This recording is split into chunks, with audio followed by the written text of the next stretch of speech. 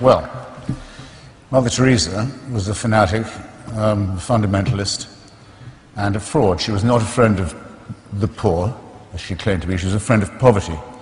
Preached it as a good thing, as a gift from God, something to be welcomed along with other kinds of suffering. Wasn't interested in alleviating it. Was a friend of the rich.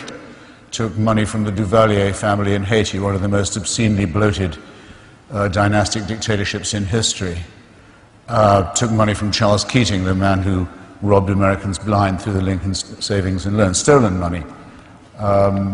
All to build convents in her own name, more than 200 of them around the world, in order to found an order that bore her name. This is not modesty either, nor is it humility. It doesn't exhaust my critique of her either.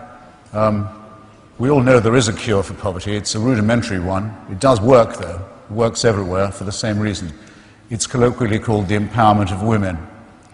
It's the only thing that does work. If you allow women some control over their cycle of reproduction, so that they're not chained by their husbands or by village custom to annual animal-type pregnancies, early death, disease, and so on. If you will free them from that, give them some basic health of that sort, and if you're generous enough to throw in perhaps a handful of seeds and a bit of credit, the whole floor, culturally, socially, medically, economic, of that village will rise. It works every time. Mother Teresa spent her entire life campaigning against that outcome.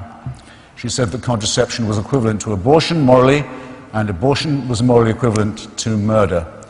She was entirely against the only thing that cures poverty. I would say that her preachments led to an enormous increase in the amount of poverty, ignorance, filth, and disease in the world. And I would further add, without embarrassment, that it's off those things that the Roman Catholic Church has always fed and made its living. Otherwise, there would have been no need for the Protestant Revolution, which brings us here today.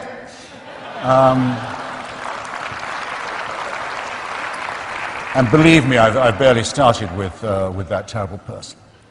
Now, as I said before, you can be an atheist in anything you like. You can be an atheist in the Marquis de Sade. You can be an atheist and be a great humanist. I mean, most of the missionary work, work done by Médecins Sans Frontières, for example, by Oxfam, by many other people in the stricken parts of the globe which I've visited, done by people who are not doing it to proselytize for their faith. They're not doing it handing out Bibles surreptitiously. They're not doing it for any such reason. They're doing it for its own sake. That's a beautiful humanism, and I admire it. I even think it has a slight superiority, and there's no hidden agenda to it. But I'm not going to have Nazism called secularism, if you don't mind. I'm a prisoner of what I know here. I know too much about it. I've read Mein Kampf, for example, which most people have not, where Hitler says several times, starting very early on, that he's doing God's work in exterminating the Jews. He went on saying that. The Vatican was shown the book.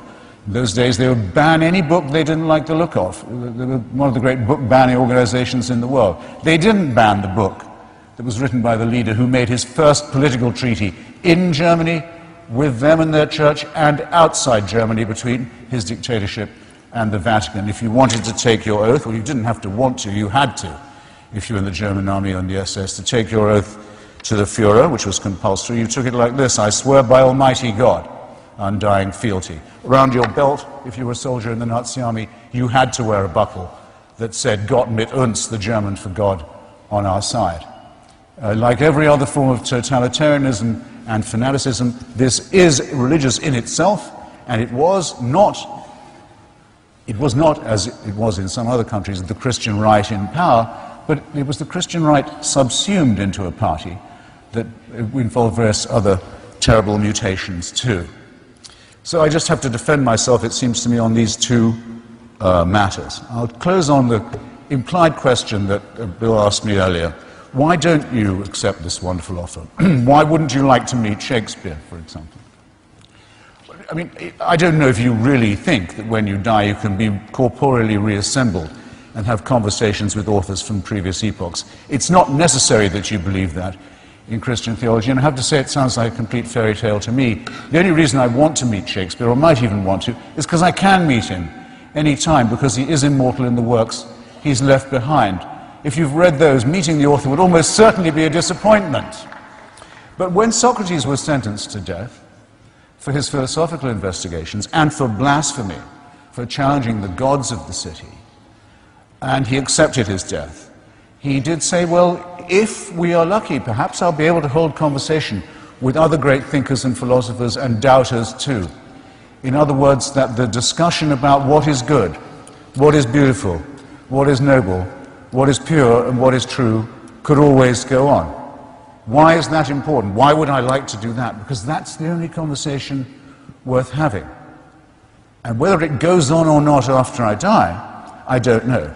But I do know that it's the conversation I want to have while I'm still alive. Which means that to me, the offer of certainty, the offer of complete security, the offer of an impermeable faith that can't give way, is an offer of something not worth having. I want to live my life taking the risk all the time that I don't know anything like enough yet, that I haven't understood enough, that I can't know enough, that I'm always hungrily operating on the margins of a potentially great harvest of future knowledge and wisdom. I wouldn't have it any other way.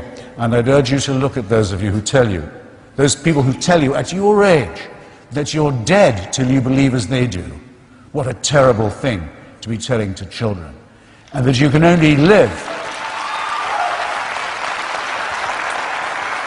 and that you can only live by accepting an absolute authority. Don't think of that as a gift. Think of it as a poisoned chalice. Push it aside, however tempting it is. Take the risk of thinking for yourself. Much more happiness, truth, beauty, and wisdom will come to you that way. Thank you.